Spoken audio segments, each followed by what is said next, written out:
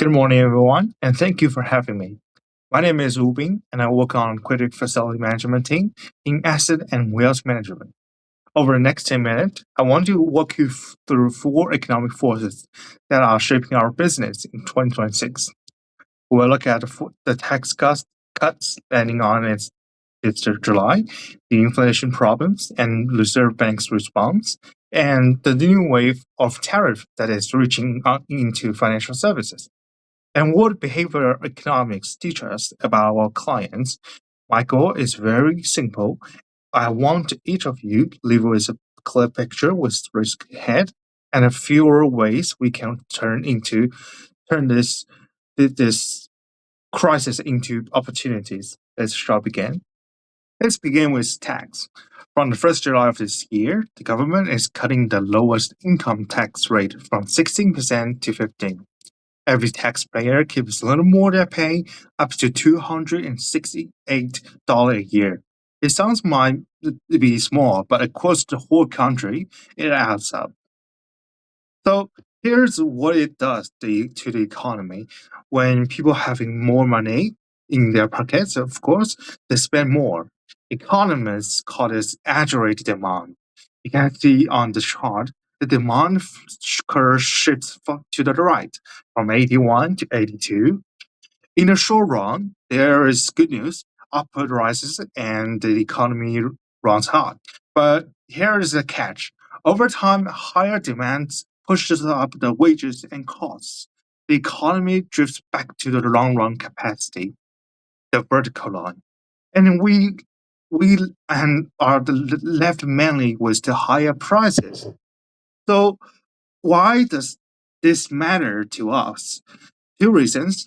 First, household has been more wealth to invest, and that lifts demands for our services.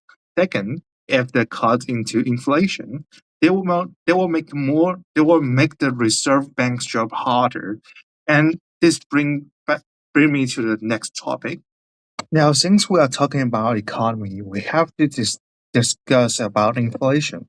Since the pandemic, price has been increased sharply, and the main cause was the global supply chain. The global supply chain was seized up during the COVID time, and then the war in Ukraine sent energy price soaring. The Reserve Bank's own research shows that supply shocks was the biggest driver. And then here's the uncomfortable part. Inflation is back. In the year 2026, price rose about 4.6%, well above the 2 or 3% target. A new conflict in Middle East has pushed fuel electricity bills even higher. So the Reserve Bank has done the only thing it can. It raised the interest rate.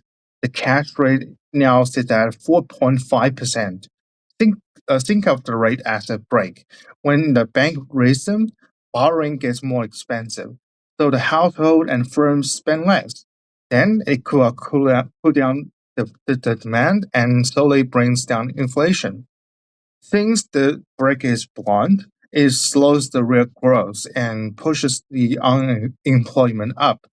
From our team, higher rates cut both ways. They raise our funding costs and squeeze asset values, which weighs on the asset we supervise.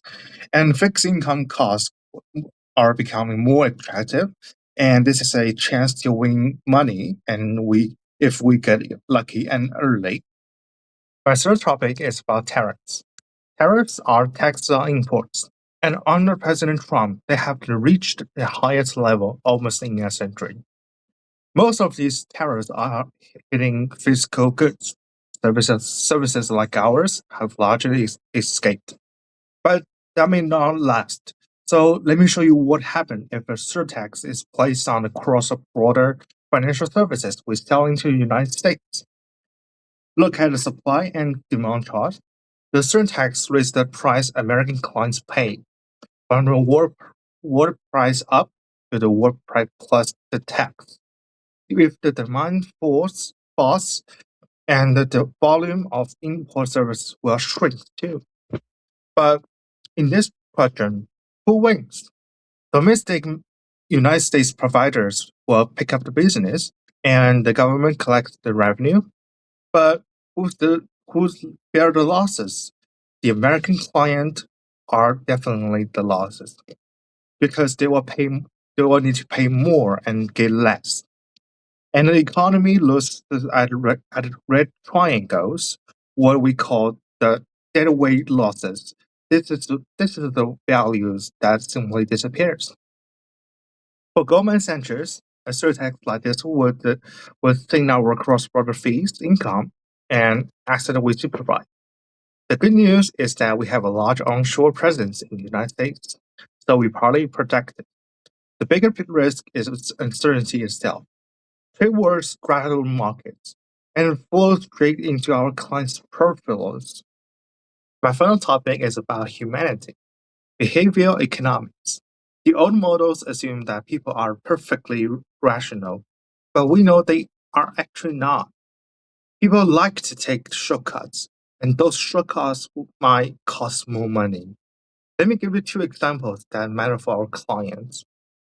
The first is loss aversion. People feel like a loss as twice as strongly as an equal gain. So when market fall, clients will panic and sell at the bottom. But when a stock is down, if they hold on and hope we can help by setting a clear rebalancing rules in advance and by framing results over the long term, we can keep our client investors through the rough patches. The second is hurrying. People following the crowd. They put money into whatever is hot and sell whatever is going cold. And they feel safe, but usually it might destroy their best returns. Our value is to stay on a steady hand, to use disciplined rules, and to talk with our clients to figure out what's the best for our client.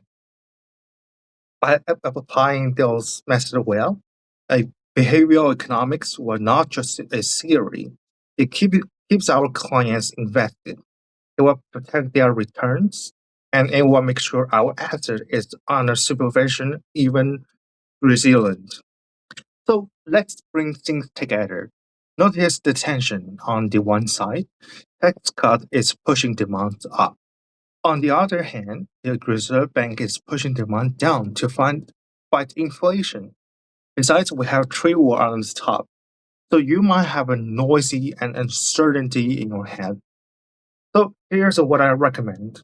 First, position portfolios for higher rates and strictly inflation with quality fixed income and real assets. The second is treat trade policy as a real risk. It's not a background noise. And third is use behavior insight to keep our clients calm and invested when market wobble. And the last one, we should complete on advice and analytics on not just on price. If we will implement those things correctly, we will protect our clients and we will protect our feet safe. So that's the best interest for our client and ourselves.